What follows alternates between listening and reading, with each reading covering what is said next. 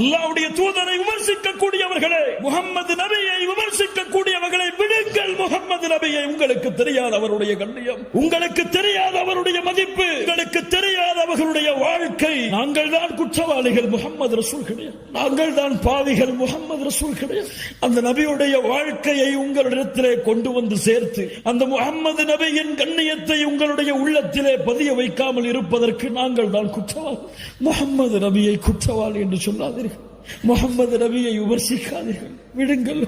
அந்த தூதருடைய நேசத்தோடு நான் சொல்லுகின்ற என் தாயை விட, தந்தையை விட, உலக மக்களை விடவெல்லாம் முஹம்மது ரசூலை நேசிக்கிறேன் என்ற வார்த்தை உண்மையாகவில்லை. இந்த உலகத்திலே, இந்த அற்ப உலகத்திலே உங்களுக்கு உதவி செய்பவர்களுக்கு நீங்கள் கொடுக்கக்கூடிய முக்கியத்துவத்தை முஹம்மது ரசூல் ஸல்லல்லாஹு அலைஹி வஸல்லம் அவர்களுக்கு கொடுக்க மறந்தீர்கள். அல்லாஹ்வுடைய தூதருடைய சமூகமே.